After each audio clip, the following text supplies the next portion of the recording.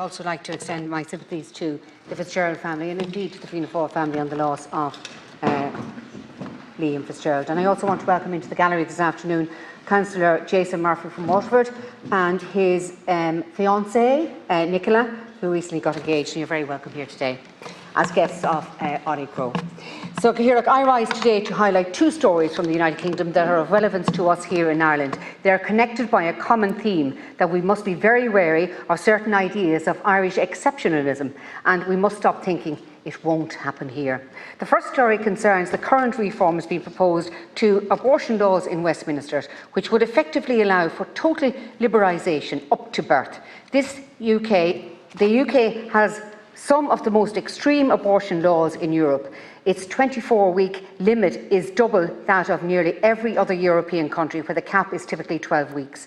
In the UK, if a child is born prematurely at 22 weeks, the hospital will do everything possible to save its life. Yet, just 2 weeks later, that same child could be subject to a partial birth abortion, an act which would be considered tantamount to murder.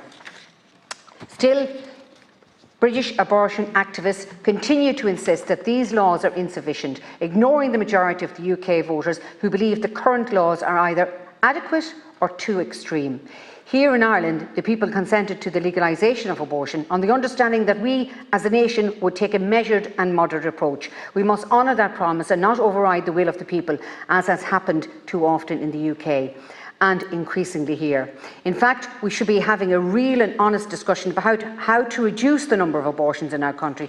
This is a humane goal, and no one should oppose, whether through reasonable restrictions or by providing greater support for women facing crisis pregnancy, giving them a genuine choice. The second story from our neighbours is the recent release of the report on the grooming gangs, commissioned by the UK Prime Minister and led by Baroness Casey. Its findings are utterly damning. The report found that the local authorities and police forces not only failed to act for fear of being accused of racism, but in some cases the young girls, the victims of rape, were themselves blamed. And what is the human cost? The report identified 700 cases of grooming reported in 2023 alone, a figure that is likely an underestimate due to unreliable and frankly dishonest reporting. Other studies have estimated that over the past few decades, as many as 1 million young women may have been groomed by these gangs, who are overwhelmingly of South Asian origin.